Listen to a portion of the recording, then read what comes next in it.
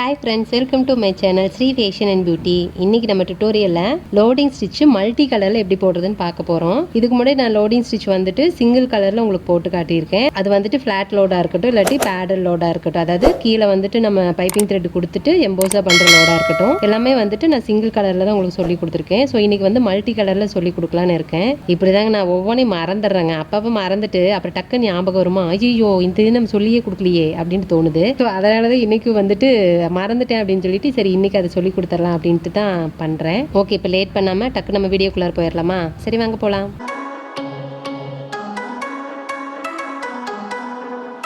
இப்போ லோடிங் பண்ணுறதுக்கு நான் வந்து பைப்பிங் த்ரெட் ஒட்டியிருக்கேன். இது வந்து எம்போஸ் லோடு தான். மெயினாக வந்துட்டு இந்த மாதிரி டபுள் கலரில் வந்துட்டு நம்ம லோட் பண்ணுறப்போ எம்போஸாக தான் பண்ணுவோம். அதுவும் பார்த்தீங்கன்னா நம்ம பார்டர்ஸில் தான் இந்த மாதிரி பண்ண போகிறோம். ஸோ அதனால் கீழே வந்து பைப்பிங் த்ரெட் கொடுத்து தான் பண்ணுவோம். அது இல்லாமல் இந்த டபுள் கலர் கொடுக்குறப்போ இந்த மாதிரி 2 நூல் வச்சு நீங்கள் பண்ணீங்க அப்படின்னா கொஞ்சம் பட்டையாக திக்காக வரும். ஸோ அதோட லுக் வந்து ரொம்ப சூப்பராக இருக்கும். சிங்கிள் த்ரெட்லேயே பண்ணலாம், பண்ணக்கூடாதுன்னு இல்லை. பட் ஆனால் டபுள் த்ரெட்டில் பண்ணுறப்போ இன்னும் ரொம்ப சூப்பராக இருக்கும். ஸோ அதனால தான் எனக்கு வந்து டபுள் த்ரெட் வந்து பைப்பிங் த்ரெட் ஒட்டியிருக்கேன். அது மட்டும் இல்லாத இந்த பைப்பிங் த்ரெட் பார்த்தீங்க அப்படின்னா ரொம்ப தின்னாக தான் இருக்கும். ஸோ ரொம்ப தின் பைப்பிங் வைப்பாங்க இல்லைங்களா, ஸோ அதுக்காக யூஸ் பண்ணுறது தான். அதனால இது 2 போட்டால் தான் நல்லாயிருக்கும் அப்படின்னு சொல்லிட்டு உங்களுக்கு நான் வந்து 2 த்ரெட் ஒட்டியிருக்கேன். மல்டி கலரே வந்துட்டு அடுத்தடுத்து வர மாதிரி, அதாவது இது வரைக்கும் ஒரு கலர், இது வரைக்கும் ஒரு கலர், இது வரைக்கும் ஒரு கலர், ஸோ அந்த மாதிரி அடுத்தடுத்து வர மாதிரியான லோடிங் ஸ்டிச் தான் கொடுக்க போகிறேன். இது கொடுக்குறது ரொம்ப ஈஸி தான். நீங்கள் நார்மலாக லோடிங் கற்றுருந்தீங்க அப்படின்னா கண்டிப்பாக இது வந்து ரொம்ப ஈஸியாக இருக்கும். இப்போ இதுக்கு வந்து நான் இங்கிருந்து ஸ்டார்ட் பண்ணுறேன். நீங்கள் இங்கிருந்தும் போடலாம், இங்கிருந்தும் போடலாம். நான் இங்கிருந்து ஸ்டார்ட் பண்ணுறேன். நான் இது கிளாஸ் அப்படிங்கிறதுனால உங்களுக்கு வந்து நான் மேலே வந்துட்டு சூவிங் த்ரெட் கொடுத்து ஜிக்ஜாக் போடலை, சும்மாவே போடுறேன். போட்டுட்டு பேக்கில் ஒரு ஸ்டிச் போட்டுட்டு இப்போ இந்த இடத்துல இங்கே போட்டுக்கலாம். ஓகேங்களா? நம்ம வந்துட்டு கிராஸ் கொண்டுட்டு வரணும். மெயினாக அது உங்களுக்கு தெரியும், நான் ஆல்ரெடி சொல்லியிருக்கேன். போட்டுட்டு கீழே, அதாவது இந்த பைப்பிங் த்ரெட் ஒட்டியே கீழே பார்த்த மாதிரி ஒரு குட்டி லாக் போட்டுக்கணும். அதுக்கப்புறம் இந்த ஃபஸ்ட்டு ஸ்டிச் போட்டிருக்கோம் இல்லைங்களா, இதுக்கு பக்கத்துலேயே. ஸோ இப்போ வந்து ரொம்ப இப்படி போட்டுற வேண்டாம், இந்த பைப்பிங் த்ரெட்டுக்கு பக்கத்துலேயே இப்படி போட்டுக்கோங்க. போட்டுட்டு மேலே லாக் போட்டது மேலே பார்த்த மாதிரி. ஸோ இதே மாதிரி தான் நம்ம ஆல்ரெடி வந்துட்டு லோடிங் வந்து ரொம்ப உங்களுக்கு பொறுமையாக சொல்லி கொடுத்துருப்பேன். ஸோ நீங்கள் அதை கற்றுக்கிட்டீங்க அப்படின்னா இது ரொம்ப ஈஸி. நார்மலாக இப்போல்லாம் வந்துட்டு சிங்கிள் கலரில் லோடு கொடுக்குறத விட டபுள் கலரில் கொடுக்குறது ரொம்ப வந்து இப்போ அப்படியே ஃபேஷன் ஆகிடுச்சு. ஸோ அதனால் இது ரொம்ப நீங்கள் வந்து தெரிஞ்சுக்கிறது நல்லது. பாருங்கள், இந்த கீழே இந்த கிராஸ் தான் இதில் மெயினாக கொண்டு வரணும். அதே மாதிரி இதையும் ரொம்ப இப்படி தள்ளி போட வேண்டாம். நம்ம அது லாக் போடுறதுனால மட்டும்தான் இவ்வளோ தூரத்துக்கு வருது. இல்லை அப்படின்னா நமக்கு வந்து ரொம்ப குட்டியாக தான் வரும். ஸோ அதனால் நீங்கள் ஃபஸ்ட்டு த்ரெட்டே வந்துட்டு ரொம்ப லாங்காக போட்டிங்க அப்படின்னா இப்போ லாக் வந்துட்டு இன்னுமே ரொம்ப லாங்காக போயிடும். ஸோ அது வந்து ரொம்ப அசிங்கமாக இருக்கும். இந்த பக்கம் கொண்டுட்டு வரப்போமும் இந்த பைப்பிங் த்ரெட்டை ஒட்டியே கொண்டுட்டு வாங்க.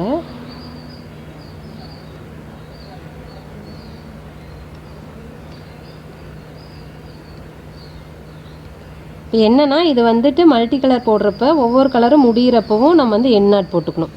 எண்ணாட் போட்டுட்டு அதுக்கப்புறம் தான் அடுத்தது ஆரம்பிக்கிற மாதிரி இருக்கும்.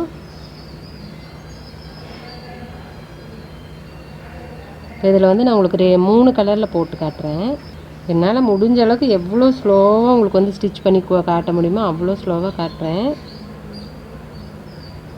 நான் நார்மலாக போட்டேன்னா இன்னும் கொஞ்சம் ஃபாஸ்ட் வரும். அதுக்காக ரொம்ப அப்படியே வந்து குத்தி எடுத்துகிட்டே போவேன்னு இல்லை, லைட்டாக இன்னும் கொஞ்சம் ஸ்பீடாக போடுவேன். ஸோ வந்து கிளாஸ் அப்படிங்கிறதுனால நான் அவ்வளோ ஸ்பீடு போட்டேன்னா உங்களுக்கு புரியாது. ஸோ அதுக்காக தான் வந்துட்டு நான் முடிஞ்ச அளவுக்கு மெதுவாக போடுறேன்.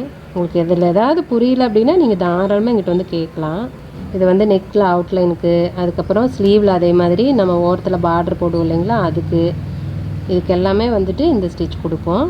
இப்போ வந்து இந்த இடத்துல நிறுத்திட்டோம். ஸோ போதும், அடுத்த 2 கலர் போடுறது கரெக்டாக இருக்கும். இப்போ வந்து நம்ம இதுக்கு வந்து கம்பல்சரி பார்டர் கொடுப்போம் இல்லைங்களா, ஸோ அதனால் ஃபஸ்ட்டு இந்த த்ரெட்லேயே பார்டர் கொடுத்துடலாம் செயின் ஸ்டிச்சில். அப்போ என்னன்னா நம்ம வந்து அந்த இடத்துல எண்ணாட் போடாமல் அப்படியே கண்டினியூஸாக வந்துட்டு செயின் ஸ்டிச் போட்டுட்டு அப்புறமா வந்து நம்ம எண்ணாட் போட்டுக்கலாம். இல்லை எனக்கு வந்து இதே கலரில் நான் வந்துட்டு அவுட்லைன் கொடுக்கல அப்படின்னு நினச்சிங்க அப்படின்னா நீங்கள் கண்டிப்பாக வந்துட்டு அதே இடத்துல எண்ணாட் போட்டுட்டு நீங்கள் என்ன கலரில் வந்துட்டு பார்டர் கொடுக்குறீங்களோ அந்த கலரில் கொடுத்துக்கலாம். ஸோ இங்கே முடிச்சிட்டோம் இல்லைங்களா, இப்போ வந்துட்டு நம்ம இந்த இடத்துல எண்ணாட், இது வந்து நான் நல்லா கிராஸாக கொண்டு வந்திருக்கேன்.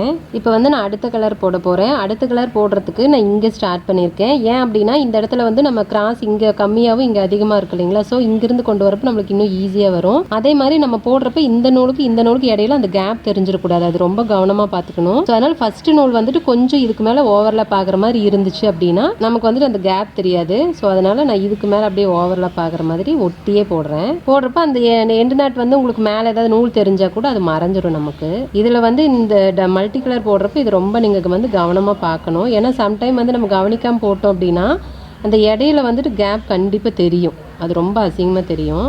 இது வந்துட்டு ஸ்ட்ரெயிட்டாக வர ஸ்டிச்சு, அதாவது அடுத்தடுத்து கலர் வந்து மல்டி கலராக போட்டு இருக்கிறது. அதே மாதிரி இந்த லோடிங் போடுறப்போ ரொம்ப அப்படியே இழுத்து டைட்டாக போடக்கூடாது. டைட்டாக போட்டால் இந்த பைப்பிங் த்ரெட்டை ரொம்ப இறுக்கிட்டு இருக்கும். ஸோ அது வந்து நல்லா இருக்காது. அதனால் முடிஞ்ச அளவுக்கு கொஞ்சம் லூஸாக போட்டுக்கோங்க.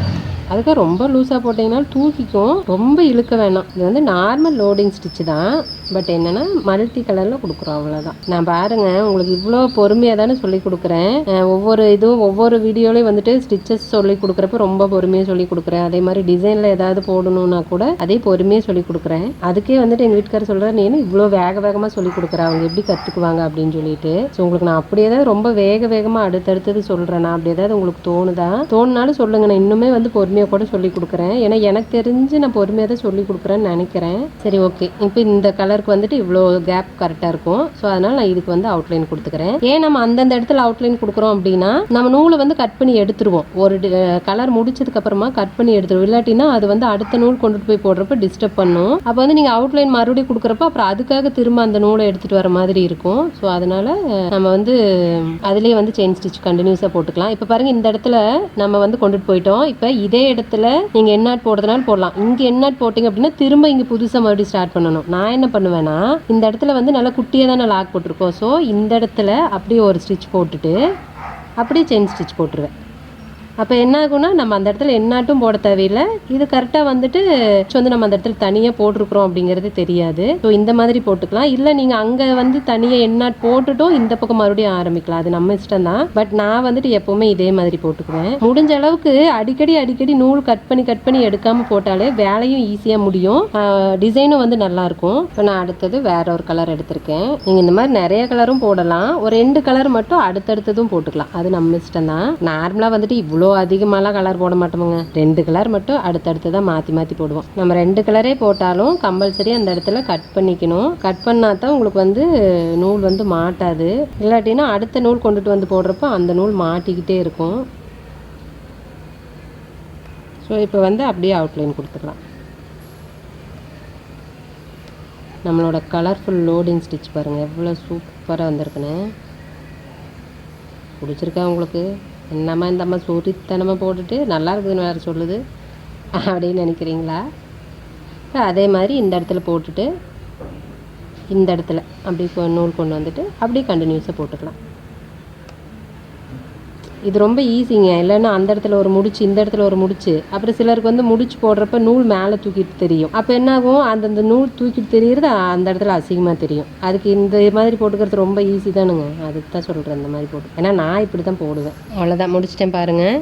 எப்படி இருக்குது நம்மளோட கலர்ஃபுல் லோடிங் ஸ்டிச்சு? சூப்பராக இருக்கா?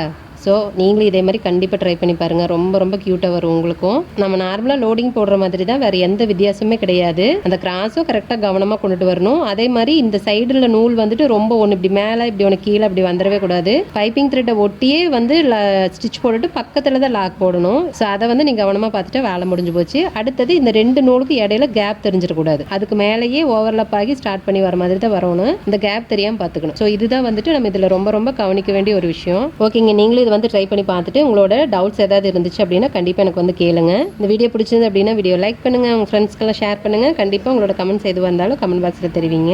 என்னோட டுட்டோரியல் எல்லாம் பார்த்து நீங்கள் ஆரி கற்றுக்கணும்னு ஆசைப்பட்டீங்க அப்படின்னா ஃபர்ஸ்ட் என்னோட சேனலை சப்ஸ்கிரைப் பண்ணிக்கோங்க. பக்கத்துலேயே பாருங்கள் ஒரு பெல் ஐக்கன் வரும், அதையும் தட்டி விட்டுருங்க. அதுலேயும் ஆல்னு ஒன்று இருக்கும் பாருங்க, அது தட்டி விடுங்க. அப்போ தான் நான் எப்போ வீடியோ போட்டாலும் உங்களுக்கு டக்கு நோட்டிஃபிகேஷன் வந்துடும். ஸோ என்னோட வீடியோஸை நீங்கள் வந்து மிஸ் பண்ணாமல் பார்க்க முடியும். ஓகே ஃப்ரெண்ட்ஸ், இந்த வீடியோ இதோட முடியுது. நான் இன்னொரு வீடியோவில் உங்களை மீட் பண்ணுறேன். பாய், தேங்க்யூ.